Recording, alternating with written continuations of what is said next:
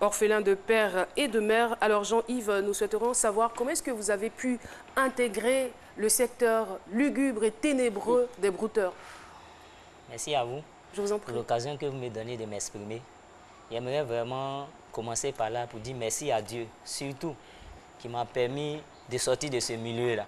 Qui m'a permis maintenant de voir qu'il y avait une autre issue pour moi, à part les sacrifices, que ce soit des moutons, des cabris, à part manger des lames, vraiment.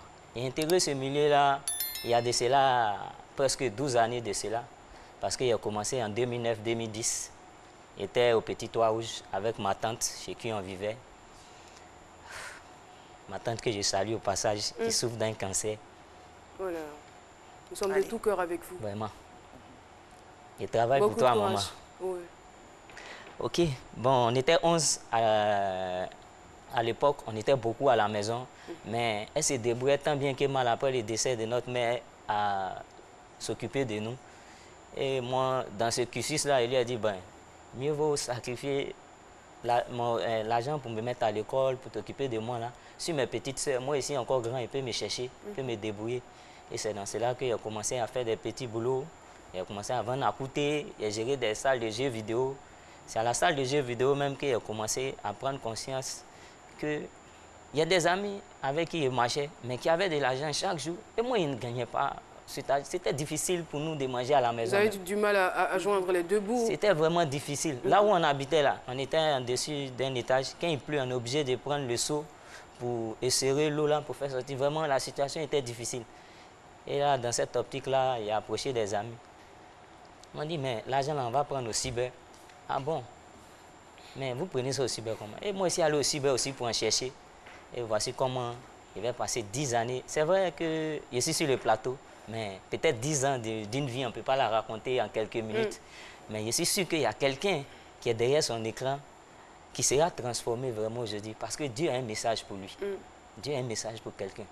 Voilà. Là où c'était difficile, quand il est arrivé, il ne gagnait même pas de l'argent. Au début, il a fait presque 8 mois. Moi aussi, je tapais le clavier comme on parlait, mais je ne gagnais rien. Voilà, c'est dans le jargon, taper le clavier. Il y avait des mougous. Les mougous sont communément appelés nos victimes. Ce sont nos victimes qu'on appelle les mougous. Voilà. Je ne viens pas sur ce plateau pour essayer de parler d'autres choses, mais je vais faire mon témoignage là parce que il faudrait que la jeunesse soit... Il faudrait que la jeunesse prenne conscience. On attend de vous. Vraiment. C'est vraiment ce qu'on attend de vous. Vraiment. Parce Alors que... donc, c'était quoi votre... je ne sais pas, il y a forcément plusieurs types de broutage, mais vous étiez spécialisé dans quoi? J'étais spécialisé dans la narc love. La narc love, ce qui veut dire? Je me faisais passer pour une femme. Voilà. Et ça marchait? Bien sûr. D'accord. Donc vous avez galéré pendant 8 mois et puis après... Pendant 8 mois et après, ben, j'ai essayé de demander plus en profondeur. Ils m'ont dit, ben, voici ce qui se passe. Il faudrait que tu fasses des sacrifices, tu attaches l'esprit de certains blancs. Il faudrait que tu te laves avec des potions, tu casses des canaries au carrefour. Je dis, ben, si d'autres le font, ils ne sont pas morts. Pourquoi hésiter? Ma famille est pauvre, c'est dur. Moi aussi, j'ai envie de sortir de cette misère-là. Ça, c'était votre raisonnement d'alors? Ça, c'était mon raisonnement à l'époque. Et voici comment il va prendre la route de Katiola, Wangolo, Tumodi. Ça, c'était ici en Côte d'Ivoire. Faire des sacrifices de moutons par-ci, cabri par-là. L'argent venait, mais ce n'était pas en abondance. 100 000, 200 000, 250 000. Quelle était la plus forte somme? Ma plus forte somme qu'il y a eu?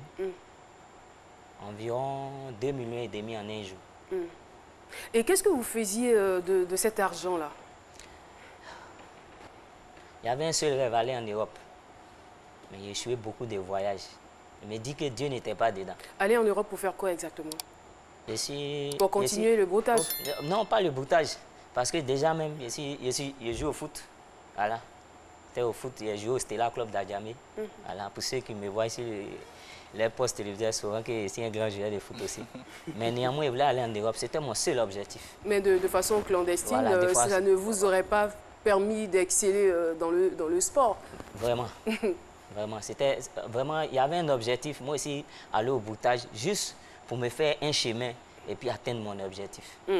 Mais une fois que vous constatez que vous n'arrivez pas à vous réaliser à travers le broutage, est-ce que ça vous donne la force de continuer? Il y a eu plus de force. Parce que 10 ans quand même, c'est toute une vie. Hein. 10 ans, ce n'est pas 10 jours. il y a eu plus de force à continuer jusqu'à ce que ça me pousse à aller au Bénin, au Togo. Parce que je me suis dit que c'est parce qu'il n'y a pas de l'argent qu'il ne partait pas. Donc, je voulais avoir plus de puissance. C'est au Bénin que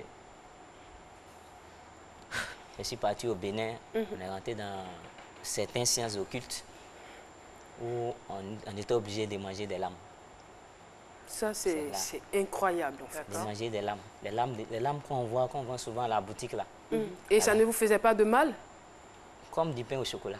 Pardon? Non. Comme du pain au chocolat. Du pain au chocolat de la boulangerie? Oui, Comme en des fait, chips il le faisait naturellement, en fait. Vous le faisiez naturellement. Alors, ce que je voulais savoir, il y avait forcément un rituel ou quelque chose qui était fait pour... Bon, il y a eu des rituels qui se sont passés. Le premier rituel, en tout cas... Bon, on ne va pas rentrer forcément dans tous les détails. Le premier rituel, vraiment, a été long. Dans le premier rituel, j'ai failli perdre ma vie. Voilà. Je n'avais pas encore l'âge, j'avais que 21 ans. Et je devais avoir 26 ans avant de pratiquer ce rituel. Mais je me suis dit, vous étiez tellement pressé. Je vais sortir. Voilà. Et il a failli perdre la vie parce que vraiment, je suis tombé évanoui, beaucoup de choses se sont passées, grâce à Dieu. Mais ça ne va pas vous pousser à vous abandonner? Non. Ça ne vous pousse pas à abandonner? Non. Et finalement, on ne va pas raconter tout ce que vous avez fait dans ce domaine parce que c'est même pas intéressant, c'est pas du tout agréable à écouter. Ah, c'est dommage, vraiment. Mais comment est-ce que vous arrivez à sortir de cet engrenage? C'est une grâce de Dieu, vraiment. Parce que c'est personnellement que je suis sorti du broutage. Personnellement. J'ai perdu un ami en 2016-2017. Et à sa veille, j'ai pris conscience que, avec tout ce qu'on a fait, et puis sa mort était tellement tragique, que je devais prendre conscience aussi qu'il pouvait mourir comme ça. Et si je suis sur cette terre-là, peut-être il y a un Dieu suprême qui me regarde quelque part. Et c'est là, un matin, j'ai pris que ce soit... Mais en temps, quand il partait à l'église, il y avait mes potions sur moi. C'est-à-dire pendant que vous étiez brouteur, pendant que vous alliez vous chercher à Wangolo, au Bénin, tout ça, que vous avaliez les lames, vous alliez à l'église? Oui. Ok. Mais quand il est vraiment venu pour les malades. Hein. Ouais. Vraiment, Dieu est vraiment venu pour les malades. Quand j'ai pris conscience de cela, ben, le lendemain matin, je suis allé à une prédication qui m'a vraiment touché. Je suis membre des églises évangéliques Assemblée de Dieu, Trois Shalom. À la tête, le pasteur Esmel. Ça, c'était l'instant pub. Vraiment, c'était pas facile. Parce que quand je suis arrivé à la maison, j'ai regardé mes canaries, des potions magiques, des bagues aux doigts. J'ai tout enlevé et mis dans un sachet noir et j'ai jeté à la poubelle. Et je me suis dirigé vers une librairie pour m'acheter une Bible. Donc, il y a deux choses qui ont créé le déclic et qui vous ont poussé à abandonner. Vraiment. J'allais dire qui ont créé la prise de conscience. La mort de votre ami qui vous a interpellé au plus haut point. Il était aussi dans le domaine et je suis sûre qu'il se croyait immortel en fait. Vraiment. Comment vous avez vécu cet épisode-là? Courage. C'était difficile, hein? Un ami qui m'a... avec qui il faisait tout même. Qui faisait le broutage aussi? Ouais, il faisait tout, vraiment. Caroline, si vous me permettez, j'ai une petite question. J'aimerais savoir, parce que vous êtes allé au Bénin, vous avez fait quelque part des pactes. Vous ne redoutez pas le retour de la médaille? Parce que c'est jamais gratuit, ces choses-là. Il y a toujours un retour, mine de rien. Et vous pensez que le fait que maintenant vous priez, vous êtes protégé? Parce que vous avez signé quelque part un pacte. C'est biblique parce que la Bible dit tout ce qui est lié sur cette terre est lié dans les cieux. Et tout ce qui est délié sur la terre est délié dans les cieux. Je me force à être avec Dieu pour délier tout ce qui est enchaîné. Et ça va, pour l'instant, ça va. Même si, des fois, quand je suis dans mes créations, je dis, vous voyez devant moi, ce sont mes créations. Mais il m'est arrivé qu'un jour, il y a une voix qui m'a dit, toi, tu penses que je t'ai laissé comme ça. C'est pas fini. C'est Jésus, tu veux suivre. Tu verras ce qu'il va te faire. Et parlant de voix, il y a des voix qui vous fatiguaient les nuits. Ouais, ils n'arrivaient pas à dormir. Ils me poursuivaient, ils me retrouvaient même des fois dans des cimetières, en plein rêve, où je devais vraiment chercher à m'en sortir de là. Mais à mon réveil, ça allait et je continuais encore dans mes pratiques. Mais après, quand j'ai pris conscience et que j'ai commencé à aller à l'église, ça a changé. Ça a changé au fur et à mesure. Est-ce que votre changement il s'est fait de façon brusque et radicale ou il a été progressif? Mon changement, je peux dire qu'il a été fait brusque, instinctif en même temps, sur le champ. Parce que sur les champs, ça a commencé, presque les musiques du coupé décalé ont disparu seul de mon téléphone. Voilà. Il a soulevé ces potions-là, il les a jetées seul. Tout ce qui était à la maison, vraiment, qui ne pouvait pas m'édifier vraiment.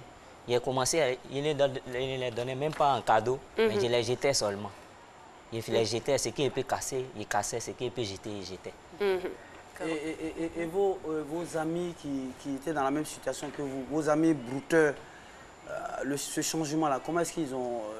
En tout cas, dans les débuts, certains, parce que dans ce domaine-là, c'est l'alcool, les femmes, le sexe, tout et tout. Hein, voilà. Mais au début, ils ont dit, ben, tu as arrêté l'alcool, tu dis tu vas à l'église, on verra 5 jours, on te donne 5 jours.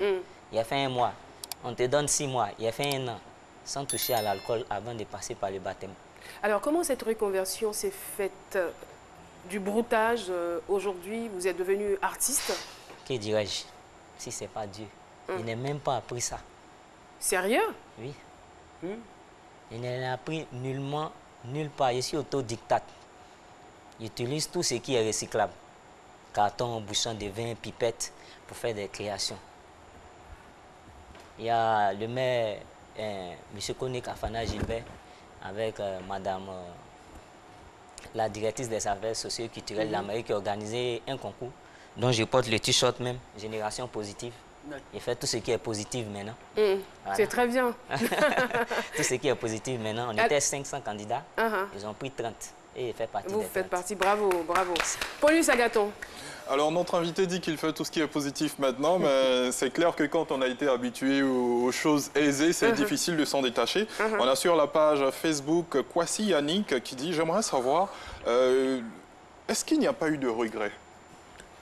Oui, c'est vrai que vous avez entamé une nouvelle vie, mais c'est difficile souvent de se détacher de certaines choses. Vraiment, le seul regret que j'ai, c'est que j'ai des enfants. Mon premier fils, c'est lui-même qui m'a fait vraiment prendre conscience parce qu'il tombait tout le temps malade. Il tombait tout le temps malade. Et même quand j'ai arrêté le broutage, on est parti à l'hôpital une fois. Ils ont dit que son foie était gros, que son âge. Ben, il a commencé à sourire, le docteur a demandé pourquoi. C'était dans une clinique. Il lui a dit, Dieu me met à l'œuvre.